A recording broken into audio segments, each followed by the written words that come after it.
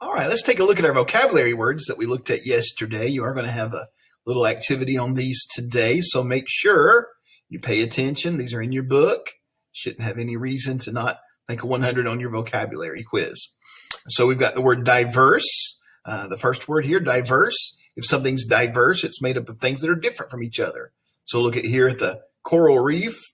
You've got coral, you've got fish. Some fish are orange and white and black and yellow. Then you've got fish of all different colors. You've got a turtle. You've got different colors of coral. So it's a very diverse place, a place where made up of a lot of things that are different from one another. Okay, our next word is idle. It's got a sloth there. Look at that sloth. He looks like he's smiling at us. Oh, it's two sloths. It's a baby sloth. I just now saw it. Two sloths. Idle means something that's not doing anything. I think one of the poems talks about an idle boast. Means it's a boast that cannot happen. A sloth is kind of idle. It's not really doing anything. It's just hanging around, just moving slowly.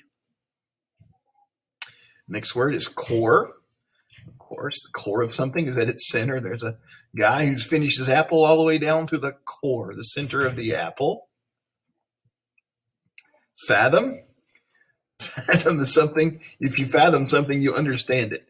Now, what does this goat have to do with fathom? I'm not sure, except he didn't understand. I think if he stuck his head through that little hole between those two boards, can you tell how thin it is? That he's not going to be able to get out. I don't think he could fathom how to get out of this fence. Andrew Hall, he had some goats that lived near that were right on the border of the church. One church I used to preach at called Bethel.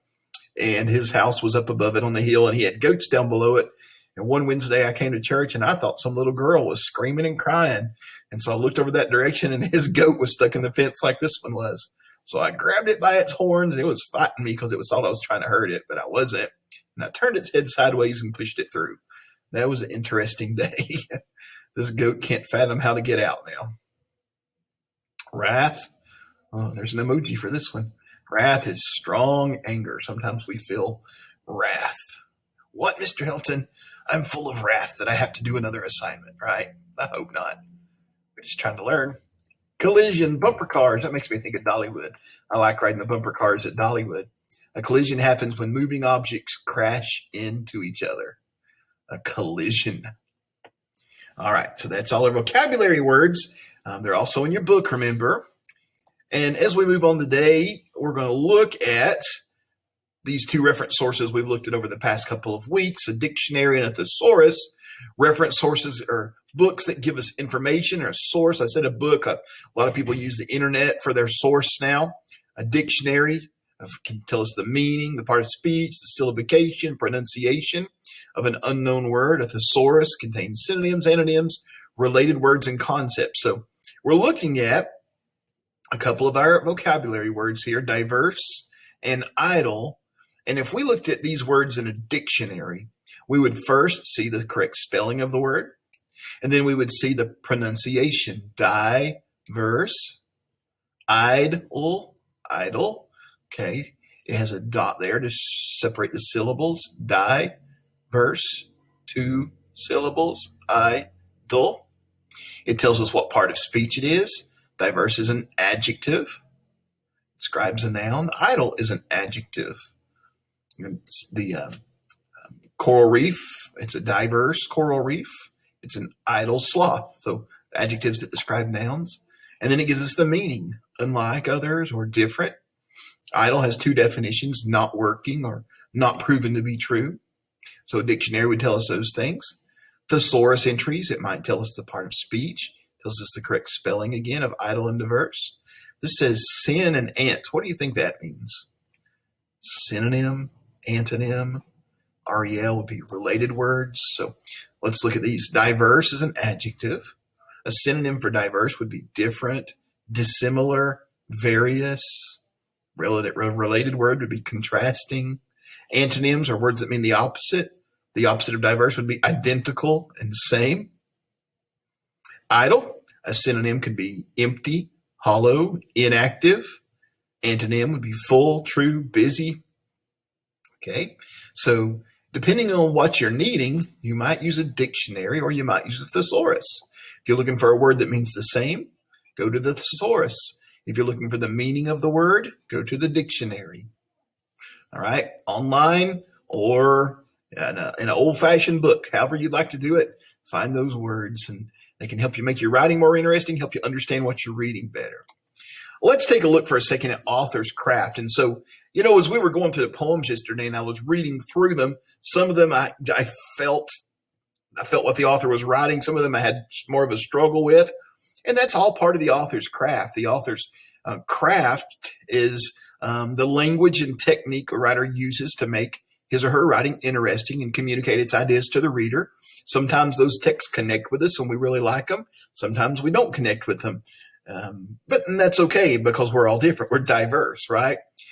Author's craft, some techniques a writer might use is voice.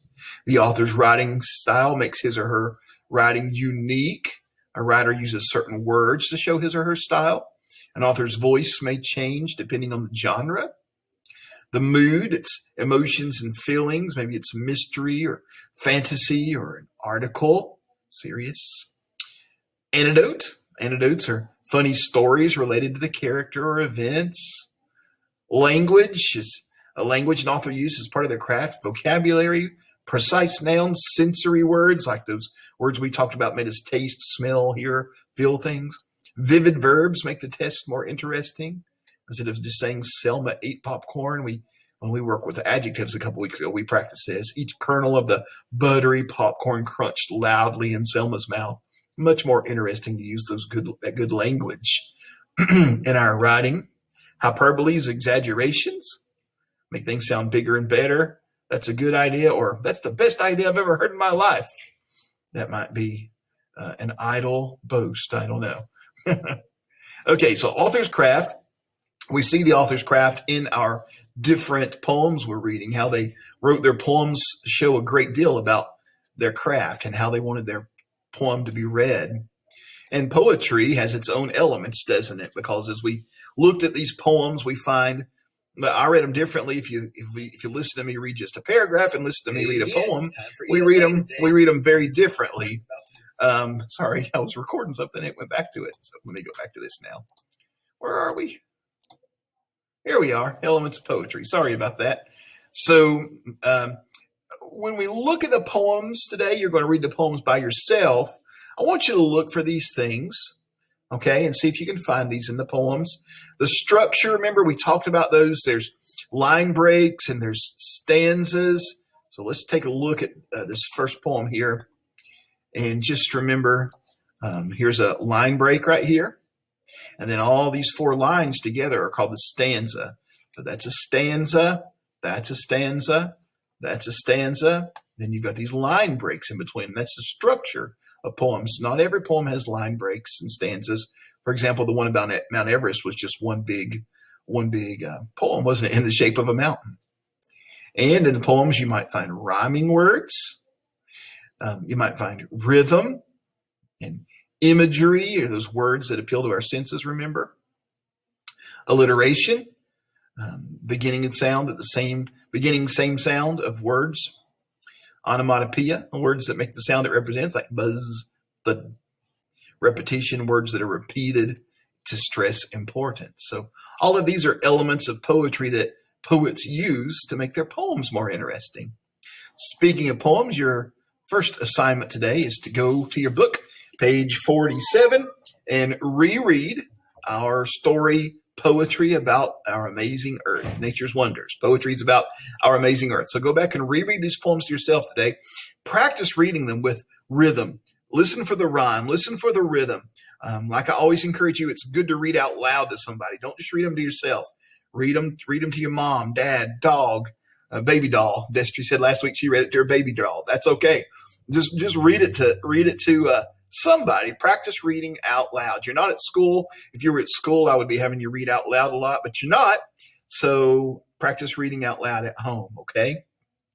Now, today you are going to have, after you read this, I want you to go and I want you to do a vocabulary review. These words will be on your test tomorrow too, so make sure that you know our vocabulary words for this story. Where are they? Here they are.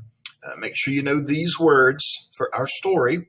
So you got this to do for me today, and then you have an adverb activity again, and you'll see a little song about adverbs on the next slide. And then tomorrow you will have your spelling test and your story test on these poems, and also another little adverb sum it up activity. Okay? And then we'll be done for the week. Thank you for listening. Get to reading now. We'll talk to you at our Google Meet.